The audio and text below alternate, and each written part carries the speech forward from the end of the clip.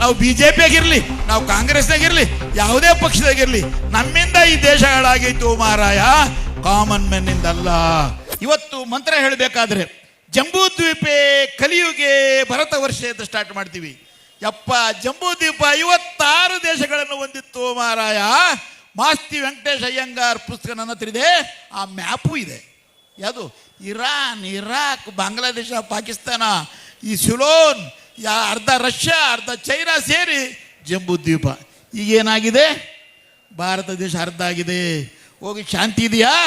ಇದಕ್ಕೆ ಕಾರಣ ಯಾರು? ಆಗಿನ 600 ಜನ ರಾಜರು, ಆಗಿನ ಮಂತ್ರಿಗಳು, ಆಗಿನ ವಿದ್ಯಾವಂತರು. ಅದೇ ರೀತಿ ಈಗಲೂ ಕೂಡ ನಾವು ಅದೇ ವಿದ್ಯಾವಂತರು, ಅದೇ ಅಧಿಕಾರಿಗಳು ಕಾರಣ ಮಾರಾಯ. ಬಾಬಾ ಸಾಹೇಬ್ ಅಂಬೇಡ್ಕರ್ದು ಹೇಳ್ತೀನಿ, 1931ರಲ್ಲಿ ಕರೀತಾರೆ, ಏ ಲಿಂಗಾಯತ್ರಿ, ಏ ಬ್ರಾಹ್ಮಣರೇ, ಏ ಮರಾಠಗ್ರೇ, ಏ ಕುರುಬ್ರೇ, 108 ಜಾತಿ, ನಿಮ್ಮ ಮನೆಯಲ್ಲೇ ಊಟ ಮಾಡಿ, ನಿಮ್ಮ ಮನೆಯಲ್ಲೇ ಮದುವೆ ಮಾಡಿ, ನನ್ನ ಜೊತೆಗೆ ಬನ್ನಿ, ನನ್ನ ಜೊತೆಗೆ ಬನ್ನಿ ಅಂದರು. ಅದನ್ನು ನಾವು ಓದ್ವಿ? ಅವರಿಂದ ಹೋಗಿಲ್ಲ. ಯಾರಿಂದ ಹೋದ್ವಿ? ಮಹಾತ್ಮ ಗಾಂಧಿಯಿಂದ ಹೋದ್ವಿ. ಯಾವಾಗ?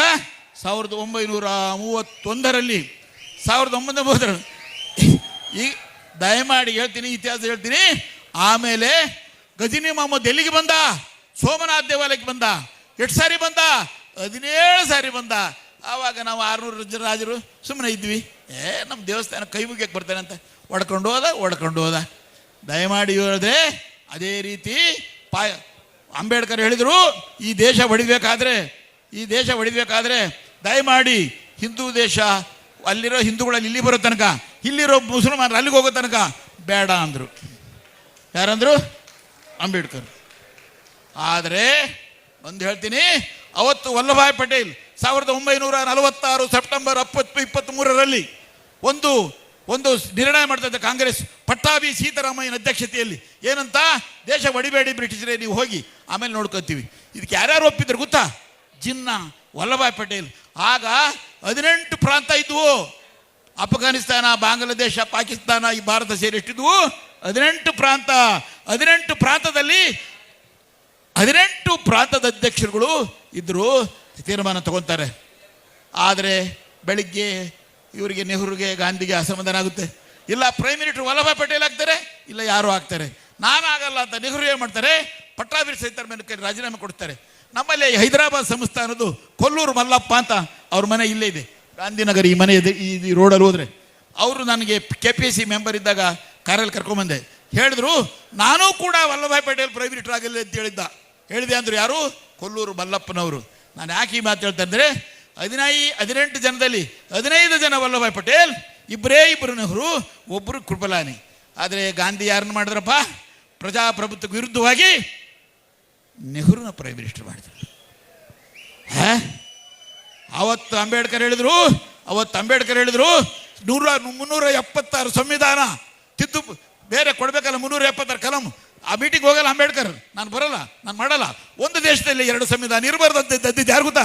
ನಮ್ಮಪ್ಪ ಬಾಬಾ ಸಾಹೇಬ್ ಅಂಬೇಡ್ಕರ್. ಏನಾಯ್ತು? ನಾನು ಯಾಕೆ ಈ ಮಾತು ಹೇಳ್ತಾ ಇದ್ದೆ? ತಪ್ಪು ನಮ್ಮದಿದೆ. ಅಂಬೇಡ್ಕರ್ನ ಒಪ್ಕೊಳ್ಳಿಲ್ಲ ನಾವು, ಗಾಂಧಿನ ಒಪ್ಕೊಂಡ್ವಿ. ಇವತ್ತು ಕೈ ಮುಗಿದು ಹೇಳ್ತೀನಿ, ನಾನು ಯಾರು ಹೇಳಿದ್ರು ಅಹಿಂದ ಹೌದೋ ಮಾರಾಯ, 2005 ಅಹಿಂದ ಅಧ್ಯಕ್ಷ ನಾನೋ ಮಾರಾಯ. ಈಗ ಏನು ಮಾಡ್ತೀರಿ? ಈಗ ಬದಲಾಗಿ ಬಂದಿದ್ದೀನಿ. ಯಾಕೆ? ತಪ್ಪಾಗಿದೆಪ್ಪ ಅಂತ ಬಂದಿದ್ದೀನಿ. ಇವತ್ತು ದಯಮಾಡಿ ಹೇಳ್ತೀನಿ, ಇವತ್ತು ಯಾವುದೇ ಲಿಂಗಾಯತರಿರಲಿ, ಬ್ರಾಹ್ಮಣರಿರಲಿ, ಕುರುಬರಿರಲಿ, ಮಾದಿಗರಿರಲಿ, ನಾವೆಲ್ಲ ಒಂದಾಗಬೇಕು. ಅವು ನಮ್ಮ ಸ್ವಾಮೀಜಿಗಳೆಲ್ಲ ಒಂದಾಗಬೇಕು. ಇಡೀ ಒಂದೇ ಅಲ್ಲ, ಅದ್ಯಾವುದು ವಕ್ಫ್ ಬೋರ್ಡು, ಅದು ಇದು ಅಂತ ಹೊಂಟಿದೆ. ದಯಮಾಡಿ ಹೇಳ್ತೀನಿ, ಇವತ್ತು ನಾವು ಕಾಮನ್ ಮ್ಯಾನ್ ಇದಾನಲ್ಲ, ಅವರು ಬ್ರಾಹ್ಮಣರಿರಲಿ, ಕುರುಬರಿರಲಿ, ಮಾದಿಗರಿರಲಿ, ಚೆಲುವಾದಿರಲಿ, ಯಾರೇ ಇರಲಿ, ಅವರು ಕುರಿಗಳಿದ್ದಂಗೆ. ನಮ್ಮ ಕೆಲವರು ಹೇಳ್ತಾರೆ ಕುರಿಗಳನ್ನ ನಗಬೇಡಿ.